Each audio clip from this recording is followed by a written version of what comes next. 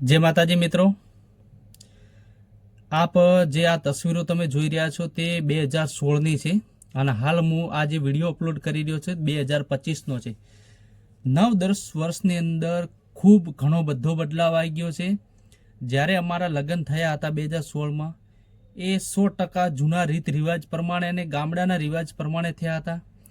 આપ જોઈ શકો છો જૂના પહેરવેશ, ખેલો અને ખેલો, શર્ટ અને પાઘડી જૂના રીત રિવાજ મુજબ હાલ પણ ઘણા લોકો આ જ પ્રથા અપનાવી રહ્યા છે।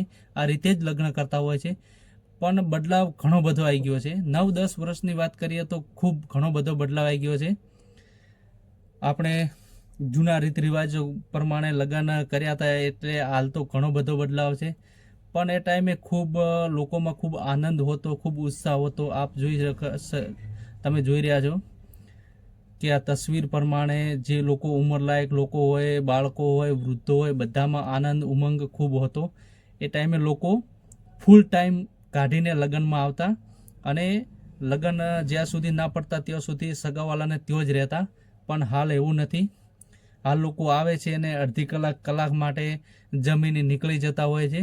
હાલ કોઈ જોડે ટાઈમ છે નહીં એટલો બધો, એટલે આપ પહેલાં ઘણા બધા હાલ બદલાવ આવી ગયો છે પહેલાં કરતાં।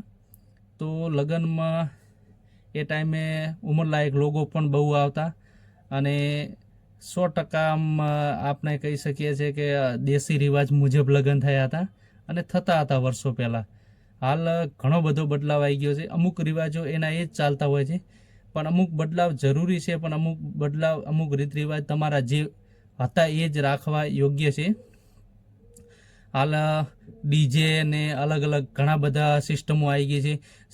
સેટ શેરવાની ભાડે લાવવાની, અલગ ઘરના પૈસાની ના હોય તો ભાડાથી લઈને શું કરવાની? આપણે લગ્ન એક વખત જિંદગીમાં કરતા હોય ને એમાંય ભાડાથી કપડાં લઈને પહેરવાના।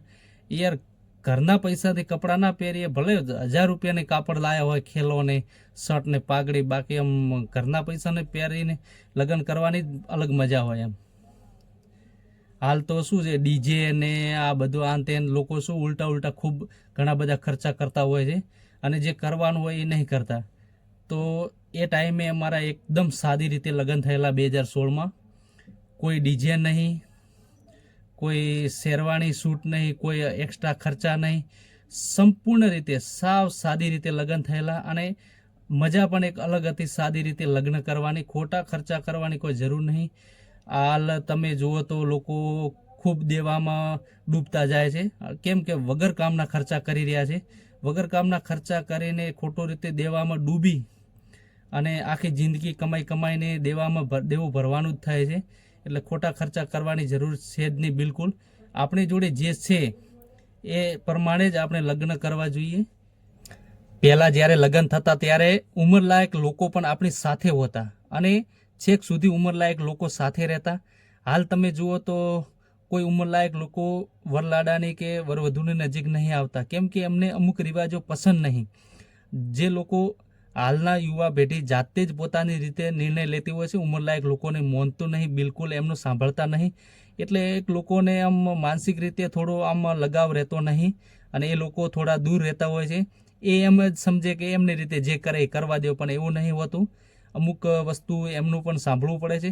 હા, તમારી જોડે તમે કેપેબલ હોય ને તમારી જોડે તમે સક્ષમ હોય તો થોડો સારી રીતે લગ્ન કરો તો વાંધો નહીં, એમાં પણ એની અસર બીજા જોડે ન પડે।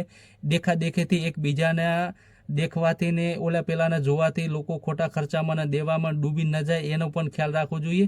અમે પણ સંપૂર્ણ રીતે બધું જે ધારીએ એ કરી શકતા હતા, કોઈ ગરીબ નહોતા કે કોઈ નહોતો કરી શકતા એવું નહોતું, પણ ખોટી અસર ના પડે અને સમાજમાં ખોટા રિવાજો ના ઊભા થાય, ખોટા સમાજ દેવામાં ન ડૂબે એ રીતે અમે એ બધું જોઈને જ સાદી રીતે જ લગ્ન કરેલા। બાકી વીઆઈપી લગ્ન કરવા તો અમને પણ એ ટાઈમે શોખ હતો, પણ એવી બધી ખોટા ખર્ચા કરવાની, સમાજને ગેરમાર્ગે દોરવાની ખોટી જરૂર નથી। એટલે આ તમામ લોકો કોઈ ખોટા ખર્ચા ન કરે, સાદી રીતે લગ્ન કરે।